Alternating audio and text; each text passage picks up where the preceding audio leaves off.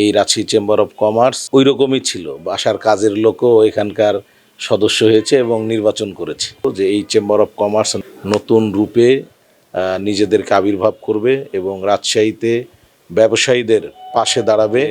দীর্ঘ 1.5 যুগ পরে রাজশাহী চেম্বার অফ কমার্স তার ধারাবাহিকতায় ফিরে এসেছে।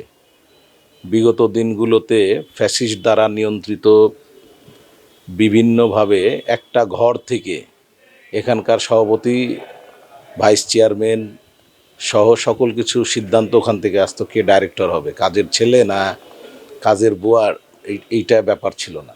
তো 36শে জুলাই অভ্যর্থনের পরে আমরা রাজশাহী চেম্বার অফ কমার্সের একেবারে সুশৃঙ্খলভাবে আপনারা দেখেছেন যে আমাদের নমিনেশন তোলা থেকে শুরু করে তফসিল ঘোষণা থেকে শুরু করে আজকে নমিনেশনের জমা দেওয়ার শেষ তারিখ, খুবই সুষ্ঠু, সুন্দর এবং সৌহার্দ্যপূর্ণ পরিবেশে সবাই একেবারে কাঁধে কাঁধ মিলিয়ে দল মত নির্বিশেষে দলের ঊর্ধ্বে গিয়ে একেবারে ব্যবসায়িকদেরকে নিয়ে সামনে 15ই জানুয়ারি এখানকার নির্বাচন অনুষ্ঠিত হতে যাচ্ছে। সেই নির্বাচনের আমাদের যে প্রত্যয়, ব্যবসায়িকদের কল্যাণে রাজশাহী চেম্বার অফ কমার্স এদের কল্যাণের জন্য যা যা করা দরকার।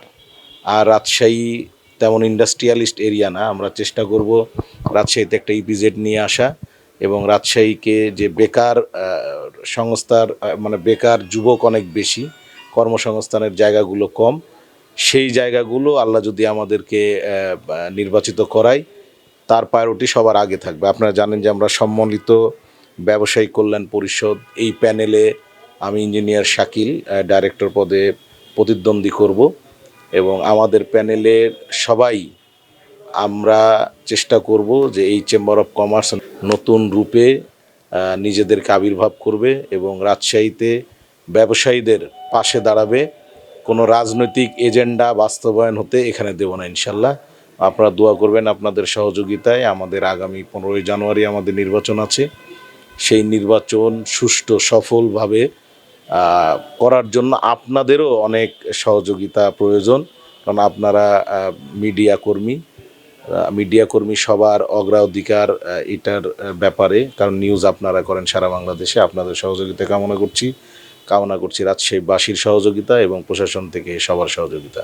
ফ্যাসিস্ট দ্বারা পরিচালিত এই রাজশাহী চেম্বার অফ কমার্স ওই রকমই ছিল, বাসার কাজের লোকও এখানকার সদস্য হয়েছে এবং নির্বাচন করেছে, আমার কাছে ইনফরমেশন আছে। এইবার সেইটার সুযোগ খুবই কম এবং আমরা একেবারেই সিস্টেমেটিকলি এবার অনেক কঠিন প্রক্রিয়া পার করে একজন প্রতিদ্বন্দ্বীকে তার কাগজপত্র সাবমিট করতে হচ্ছে এবং এটা সঠিকভাবে যাচাই বাছাই করার পরেই কেবল কাগজ সাবমিট করতে পারছে। সেক্ষেত্রে আমার যতটুকু ধারণা এবার আর ওই রকম অব্যবসায়িকরা এখানে আসতে পারবে না, ব্যবসায়িক বান্ধব একটা নির্বাচন হবে এবং একটা কমিটি হবে ইনশাল্লাহ।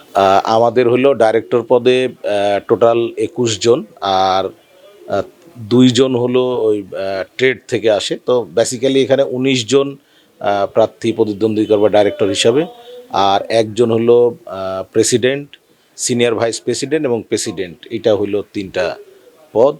আর তাছাড়া ডাইরেক্টররা হলো টোটাল 19 জন ডাইরেক্টররা প্রতিদ্বন্দ্বী করবে ইনশাল্লাহ।